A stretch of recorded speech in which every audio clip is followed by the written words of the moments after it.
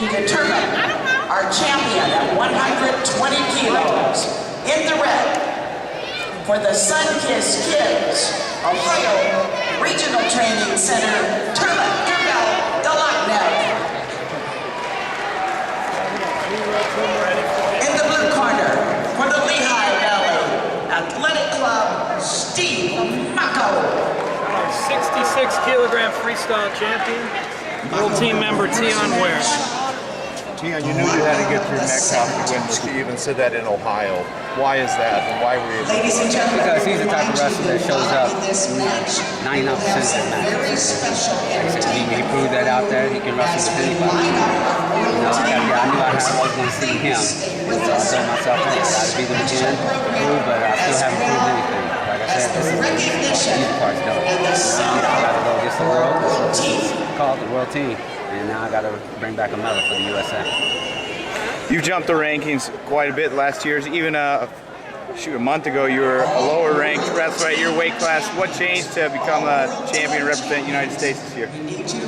Our weight is so stacked. You know, we've all beaten each other, and to be honest with you, the USA rankings was all opinion. You know, because the majority of those guys I beat this year, and I haven't wrestled them since. But a lot of them, since they train at the Olympic Training Center and everything, they get that extra edge. And so, honestly, at first I was disappointed, but then I was like, no, I'm in a good position, and that lets me know I still got something to prove. Because I told myself, if I don't feel like I have nothing to prove, it's time to hang the shoes up. And that's what I fed off of, and that's what my coach told me. Hey, you ain't got nothing to lose. Let's go out and let's wrestle hard. The only way you can go is up, and that's what I fed off of. Talk about your move to State College and why did you do it, and how much impact did that have on you? Like I said, it was a tough decision, but I got the phone call from Cal, and I saw it as an honor for an Olympic champion. He gave me a call and asked me to come train with him. If you want to be the best, you got to train with the best.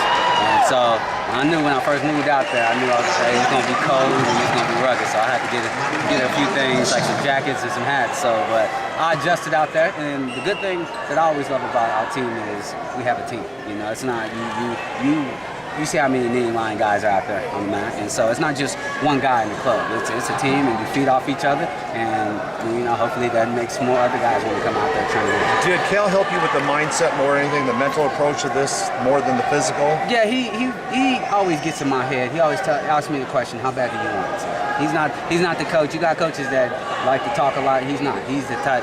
He just asks a simple question, how bad do you want it? And, you know, as an athlete, that's going to stick in your mind. And every time I ask myself, when I step on that mat, is how bad do I want it? But my main mentor is Matt Durham.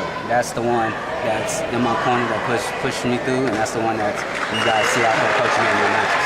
You wrestled 132 for several years. You moved up to 145. How much of that has helped you coming up a weight, having more strength and more energy?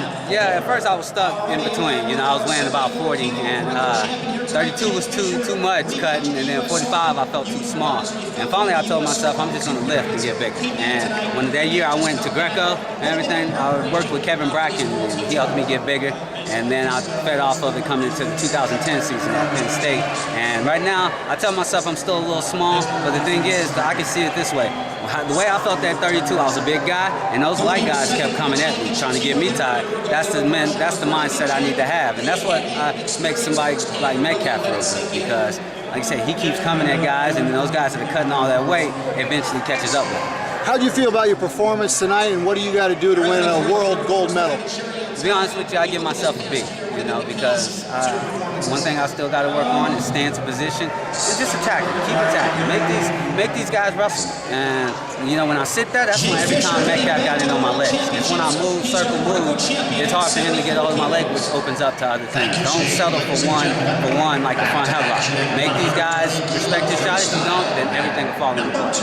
You're battling real tough in your hand fighting today. Has that been something you've been working on over the past year? Yes, because I tend to, like I said, I'm sure you guys saw it out there, I tend to come out of my stance. And it's hard to attack when your knees are straight. And my coach said, hey, hand fight with him. He's not really, he has two shots that you know are coming, but hey, they're lethal shots. They're hard to stop. But hey, when you hand fight with him and go battle with him, like I said, you see everything. It's when, like I told you, when you sit there, that's when you get in trouble. Did it get in your head at all? Like, Brett Metcalf is known for his hand fighting and how aggressive he is and how he pushes the pace? No, not really, because I think Metcalf respects my shots, and He knows if I can get in on his leg, so he has to keep his distance. He knows if he gets too close and tries to fumble, I'll go with him. And so I know he respects that, which opens up the doors for other things. Metcalf appeared to have injured his ribs. Could you say how much it bothered him?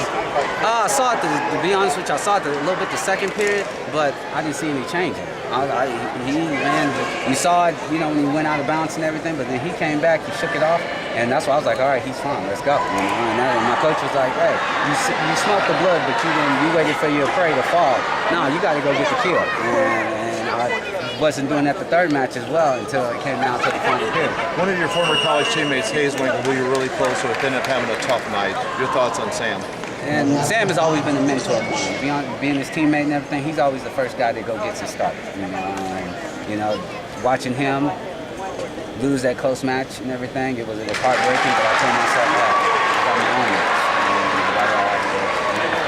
I know he would want me to go instead of knowing none of us going to win. So it was heartbreaking. But the thing is, I know Sam's going to bounce back and he's going to be ready for the Olympics. How excited are you to represent the United States first time on the world stage?